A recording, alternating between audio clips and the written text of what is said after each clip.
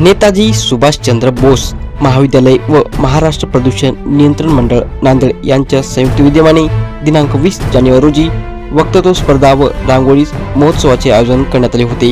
या स्पर्धेत अनेक विद्यार्थ्यांनी सहभाग घेत उत्स्फूर्त प्रतिसाद दिला। या स्पर्धेतील प्रथम, द्वितीय व तृतीय विजेत्यांना मान्यवरांच्या हस्ते पारितोषिक देण्यात आले।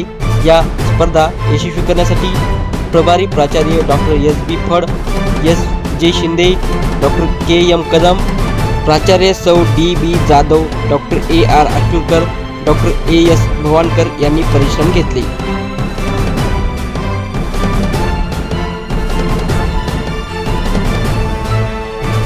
विभागातर्फे आमच्या महाविद्यालयामध्ये प्रत्येक वर्षी पर्यावरण जाणीव जागृती संदर्भात उपक्रम केला जातो। त्या अनुषंगाने रांगोळी स्पर्धा आणि वक्तृत्व स्पर्धा आयोजित केलेली आहे। रांगोळी स्पर्धेमध्ये एकूण 76 विद्यार्थ्यांनी सहभाग घेतलेला आहे। यामध्ये शाळा, महाविद्यालय या दोन्ही विभागातून विद्यार्थी सहभागी आहेत। तसेच या रांगोळी स्पर्धेचा जो विषय आहे तो भारतीय सण आणि पर्यावरण या अनुषंगाने हा विषय आहे। वक्तृत्व स्पर्धेचा जो विषय आहे तो विकसित भारत आणि पर्यावरण या अनुषंगाने हा विषय घेतलेला आहे। आमच्या महाविद्यालयातील पर्यावरण शास्त्र विभाग प्रत्येक वर्षी पर्यावरण पूरक उपक्रम घेऊन समाजामध्ये जाणीव जागृती निर्माण करण्याचं काम करत आहे। ही एक महाविद्यालयासाठी अतिशय अभिमानाची आणि आनंदाची गोष्ट आहे। आमचं नेताजी सुभाषचंद्र बोस महाविद्यालय आहे हे दरवर्षीच विद्यार्थ्यांसाठी विविध उपक्रम राबवत असतो। तसेच मागच्या 5 वर्षापासून आम्ही पर्यावरण जागृतीसाठी विविध उपक्रम राबवतो। त्याच्यामध्ये नांदेड जिल्हा आणि सभोवतालच्या सर्व जिल्ह्यातले सहभागी विद्यार्थी आमच्याकडे येतात। या मागच्या वर्षी आम्ही पतंग उत्सव ठेवला होता आणि यावर्षी आम्ही हा रांगोळी आणि वक्तृत्व महोत्सव ठेवलेला आहे। त्याच्यामध्ये जवळपास 75 विद्यार्थ्यांनी पार्टिसिपेट केलेले आणि एक विषय देण्यात आला होता। त्या विषयानुसार पर्यावरण जागृती व्हावी आणि भारताच्या विकासामध्ये पर्यावरणाचं कसं योगदान आहे या संदर्भातली सुद्धा थीम त्याच्यामध्ये आम्ही इन्कॉर्पोरेट केली। त्याच्यामुळे आता जेवढ्या काही रांगोळ्या आपण पाहत आहोत ना त्या सर्वांमध्ये की या विषयासंदर्भातल्या सगळ्या रांगोळ्या आहेत। आणि याच्यामध्ये विशेष करून आम्ही एक गोष्ट केली आहे की आपली संस्कृती जतन व्हावी या दृष्टीने आम्ही भारतीय सण आणि पर्यावरण या संदर्भातला सुद्धा एक विषय त्यांच्या समोर सादर केलेला आहे आणि त्या माध्यमातून या सर्व स्पर्धकांनी आपला सहभाग नोंदवला आहे। आम्हाला खूप आनंद होत आहे की या आमच्या पर्यावरणपूरक उपक्रमामध्ये सर्वांनी हिरिरीने सहभाग नोंदवला आणि उत्स्फूर्तपणे प्रतिसाद दिला।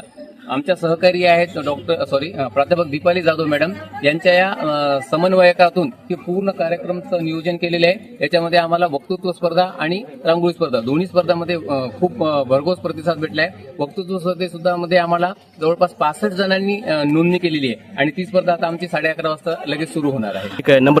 हो, निश्चितच आम्ही हा जो प्रोग्राम घेतो दरवर्षी महाराष्ट्र प्रदूषण नियंत्रण मंडळ जे आहे नांदेडचं ऑफिस आहे त्यांच्या सहभागातूनच घेतो आणि त्यांच्या वतीने आपल्याला दर विद्यार्थ्याला आपण प्रथम, द्वितीय, तृतीय दोन्ही स्पर्धांमध्ये बक्षीस काढतो।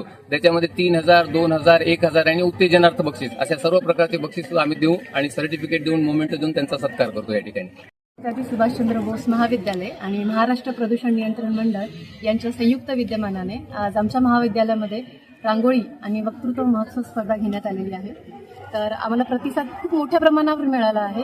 वक्तृत्व स्पर्धेमध्ये जवळपास 65 विद्यार्थ्यांनी सहभाग घेतलेला आहे आणि रांगोळी स्पर्धेमध्ये 75 विद्यार्थ्यांनी सहभाग नोंदवलेला आहे आणि भारतीय संस्कृती आणि पर्यावरण या संदर्भातच विषय देण्यात आलेले आहे। जसं की वक्तृत्व स्पर्धेचा जो विषय आहे तो पर्यावरण आणि विकसित भारत हा विषय विद्यार्थ्यांना देण्यात आलेला आहे आणि रांगोळी स्पर्धेसाठी जो विषय आहे तो भारतीय सण आणि पर्यावरण असा देण्यात आलेला आहे।